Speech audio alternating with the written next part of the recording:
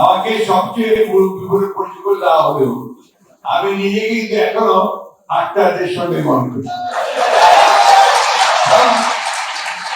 জীবন লড়াই সংগ্রামের মধ্য দিয়ে বড় হয়েছে এবং এখন লড়াই করে চলেছি।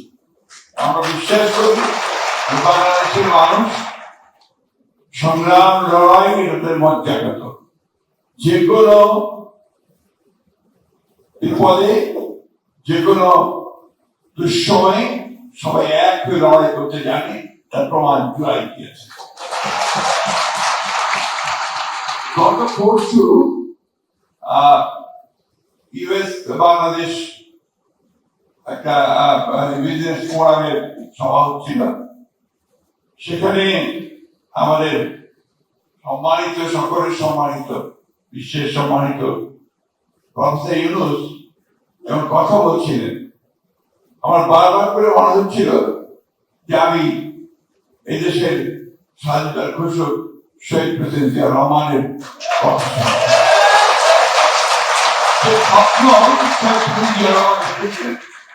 যে বাংলাদেশকে একটা গণতান্ত্রিক, একটা সমৃদ্ধ এবং দুর্নীতিমুক্ত একটি বাংলাদেশে পরিণত করবে। তার সমস্ত কথাগুলো সেই সভায় প্রফেসর ইউনূসের কথা বেরিয়ে আসছিল। আমি আরো বাংলাদেশের মানুষের প্রতিবার লড়াই করেছে, সংগ্রাম করেছে। যেদিন থেকে একটা দুঃসহ দানবীয় একটি শাসক গোষ্ঠী বাংলাদেশের উপর চেপে বসেছে, সেদিন থেকেই বাংলাদেশের মানুষ লড়াই শুরু করেছে। আমি পার্টিকুলার কোনো পলিটিক্যাল পার্টিকে কথা বলতে চাই না, প্রায় প্রতিটি মানুষের বিরুদ্ধে সংগ্রাম করেছে। যেমন করেছে আপনার সেই তেঁতুলিয়ার গ্রামের মানুষ, আপনারা এইখানে এই প্রবাস মধ্যপ্রাচ্যে যারা আপনার বাংলাদেশের উন্নয়নে বলুন, প্রতিটি কাজে বলুন, যে সহযোগিতা করছে, সেটাও সম্প্রদায় দিচ্ছিলেন শহীদ প্রেসিডেন্ট জিয়া রহমান। এবং আজকে গার্মেন্টসের যে নারীরা আমাদের যে কাজ করছেন, একটা নতুন একটা অধ্যায় সূচনা করতেন, সেটা কিন্তু সম্প্রদায় দিচ্ছিলেন শহীদ প্রেসিডেন্ট জিয়া রহমান। একজনের শাসন ব্যবস্থা থেকে বহুদলীয় গণতন্ত্র এবং একই সাথে মুক্ত সমাজ, একটা আপনার মুক্ত সংবাদ প্রবাহ, freedom of speech, freedom of press, এগুলো স্বপ্ন দিয়েছিল সেই। আজকেও আমাদের নেতা, তরুণ নেতা আমরা বলি, তিনিও 31তম কর্মসূচি দিয়ে সেই নতুন চিন্তা ভাবনা।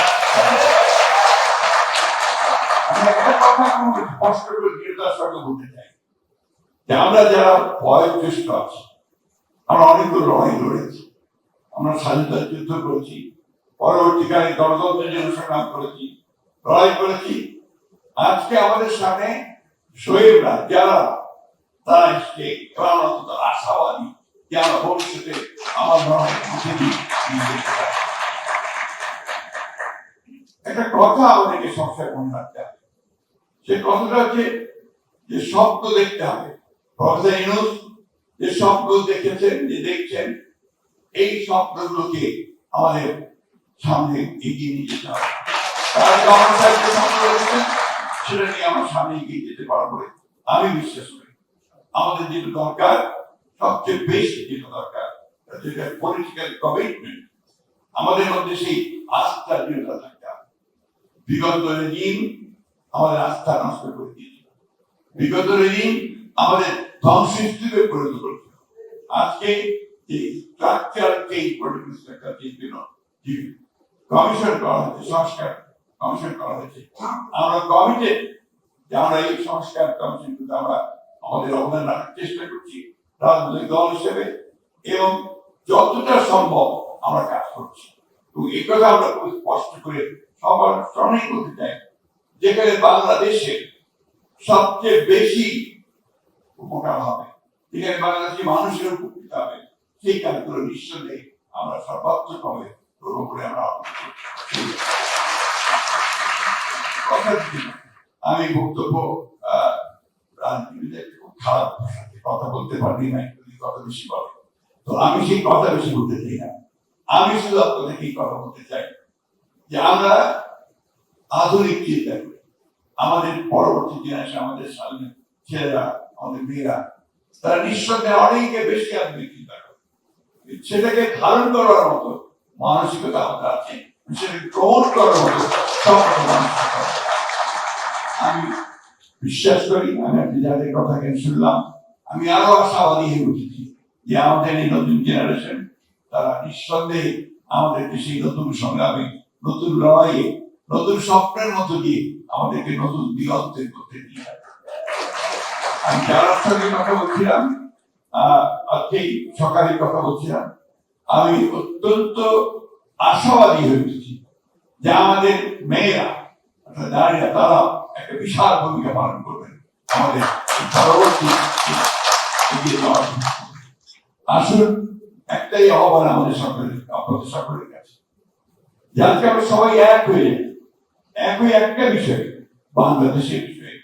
সবার আগে বাংলাদেশ, সবার আগে বাংলাদেশ, এটাই হোক আমাদের। ধন্যবাদ।